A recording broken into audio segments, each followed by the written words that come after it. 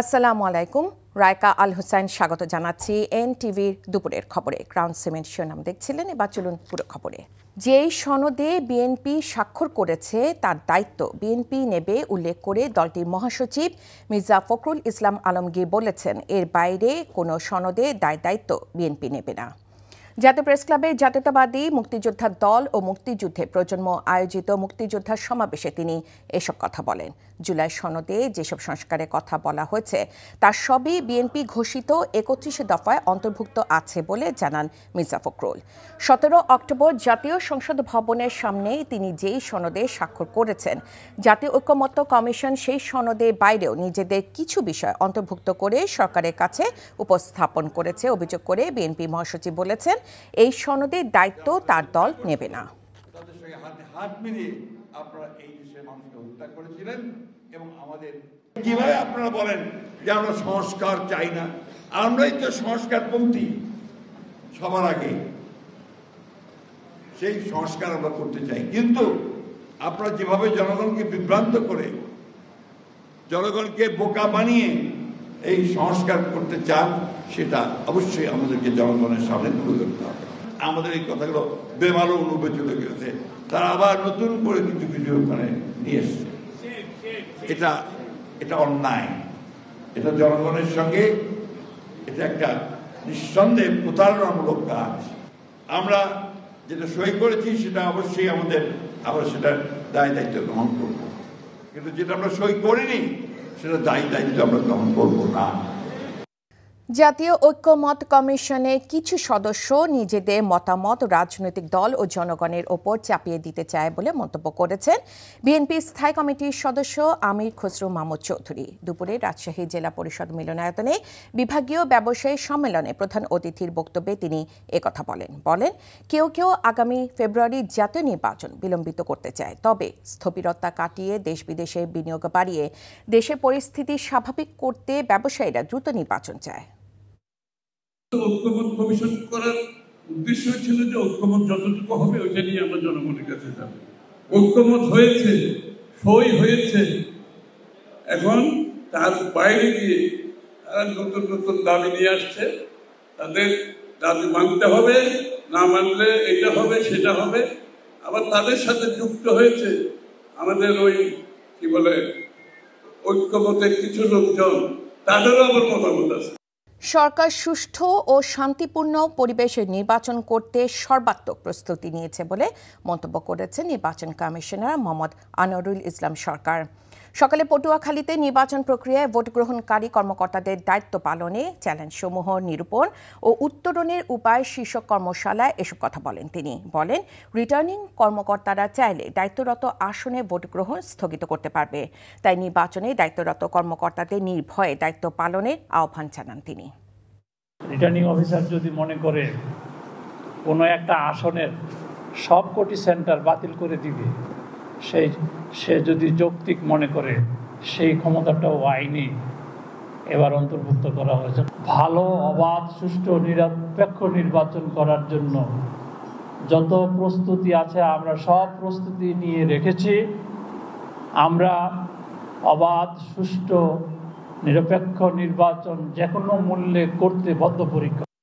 নির্বাচন ঠেকাতে অশুভ শক্তি কাজ করছে বলে মন্তব্য করেছেন বাংলাদেশ জাতীয়তাবাদী মহিলা দলের সভানেত্রী আফরোজা আব্বাস। রাজধানীর সবুজবাগে লায়ন্স ক্লাব, আহমদবাগ ক্লাব ও প্রতিক্ষণ সমাজ কল্যাণ সংস্থা যৌথভাবে আয়োজিত মেডিকেল ক্যাম্পের উদ্বোধন করতে গিয়ে তিনি এসব কথা বলেন। এই সময় তিনি দেশ করতে সবাইকে একসাথে কাজ করার আহ্বান জানান। দিনব্যাপী আয়োজিত ক্যাম্পে চোখের পরীক্ষা, রক্তদান, ঔষধ বিতরণ করা হয়। পরে খিলগাঁও গার্লস স্কুল অ্যান্ড কলেজে একাদশ শ্রেণীর নবীন বরণ অনুষ্ঠানে শিক্ষার্থীদের উদ্দেশ্যে আফরোজা আব্বাস বলেন, সৎ শিক্ষা, শিষ্টাচার ও সত্যের পথে চলায় তরুণদের মূল দায়িত্ব। তিনি অভিযোগ করেন, স্বৈরাচারী সরকার দীর্ঘদিন ধরে শিক্ষা ব্যবস্থায় ইতিহাস বিকৃতি ঘটিয়েছে। শেষে তিনি তারুণ্যে প্রথম ভোট ধানের শীষে দেওয়ার আহ্বান জানান। শিক্ষা ব্যবস্থায় নবজাগরণের পথে হাঁটছে দেশে মাদ্রাসা শিক্ষা, এমন মন্তব্য করে দৈনিক আমার দেশ পত্রিকার সম্পাদক মাহমুদুর রহমান বলেছেন, ইসলাম ও আধুনিক শিক্ষা ব্যবস্থার মেলবন্ধনের ফলে সমস্ত প্রতিযোগিতায় নিজেদের এগিয়ে রাখছে মাদ্রাসা শিক্ষার্থীরা। বাংলাদেশ ও চীন মৈত্রী সম্মেলন কেন্দ্রে তামিরুল মিল্লাত কামিল মাদ্রাসার প্রথম অ্যালামনাই অ্যাসোসিয়েশনের অনুষ্ঠানে এসব কথা বলেন মাহমুদুর রহমান। তিনি বলেন, শুধু ধর্মীয় শিক্ষা নয়, জ্ঞান বিজ্ঞানের শ্রেষ্ঠত্ব অর্জন করতে পারলে কর্মজীবনের সব শাখায় অবস্থান নিতে পারবে মাদ্রাসা শিক্ষার্থীরা। জুলাই গণ অভ্যুত্থানে মাদ্রাসা শিক্ষার্থীদের অবদানের কথা উল্লেখ করে আমার দেশ সম্পাদক বলেন, দেশে পরিবর্তন হয়েছে জুলাই অভ্যুত্থানের মাধ্যমে। এই অভ্যুত্থানে সম্মুখ সারির যোদ্ধা ছিলেন মাদ্রাসা শিক্ষার্থীরা।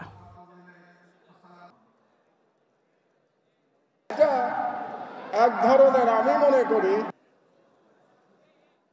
বাংলাদেশ পরিবর্তন হয়ে গেছে এবং বাংলাদেশ পরিবর্তন হয়েছে মহান জুলাই বিপ্লবের মাধ্যমে পরিবর্তন হয়েছে এবং সেই পরিবর্তনের কারণে আজকে আপনারা প্রথম অ্যালামনাই কনফারেন্স করতে পারছেন।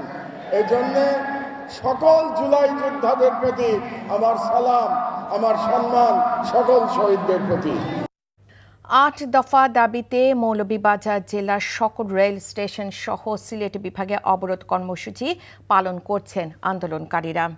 সকাল 10টার পর থেকে রেল সড়ক অবরোধ করে রেখেছে আন্দোলনকারী। ঢাকা থেকে ছেড়ে আসা পারাবত ট্রেন প্রথমে শায়েস্তা স্টেশনে আটকা পড়ে, এরপর শ্রীমঙ্গল স্টেশনে আটকা পড়ে। অপরদিকে পাহাড়িকা সিলেট স্টেশন থেকে প্রায় 1.5 ঘন্টা ও জয়ন্তিকা ট্রেন 1 ঘন্টা বিলম্বে ছেড়ে আসলে মাইজগাঁও স্টেশনে আটকা পড়ে। নতুন ট্রেন চালু, আসন সংখ্যা বৃদ্ধি, রেলপথ সংস্কার ও বন্ধ স্টেশন চালু সহ ৮ দফা দাবিতে প্রায় 1.5 মাস থেকে নানা কর্মসূচি পালন করে আসছে আন্দোলনকারীরা।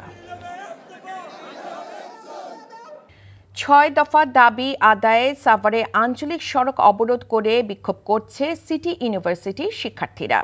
এতে গুরুত্বপূর্ণ সড়কটি বন্ধ হয়ে গেলে উভয় পাশে দীর্ঘ যানজটের সৃষ্টি হয়। সকালে সাভারের খাগান এলাকায় বিরুলিয়া চারাবাগ সড়ক অবরোধ করে এ কর্মসূচি পালন করছে সিটি ইউনিভার্সিটির শিক্ষার্থীরা। এ সময় শিক্ষার্থীরা ৬ দফা দাবি তুলে ধরেন। দ্রুত সময়ের মধ্যে সিটি ইউনিভার্সিটির শিক্ষার্থীদের দাবি পূরণ না হলে মহাসড়ক অবরোধের কর্মসূচির হুঁশিয়ারি দেন তারা।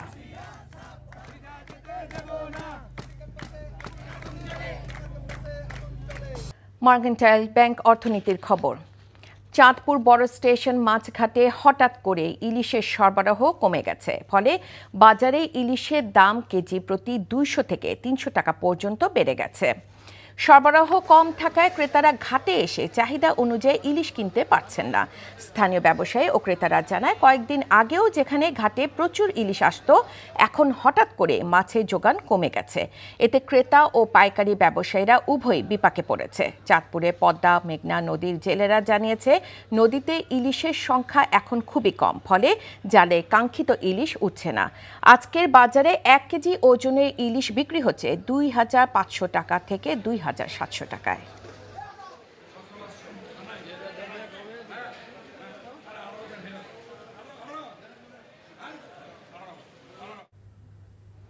এই ছিল দুপুরের খবরে। এই খবরের ভিডিও সহ আপডেট জানতে ভিজিট করুন এনটিভি অনলাইন www.ntvbd.com। এছাড়াও এনটিভির জনপ্রিয় সব অনুষ্ঠান ও খবরের আপডেট জানতে ভিজিট করুন আমাদের ইউটিউব ও ভেরিফাইড ফেসবুক পেজ।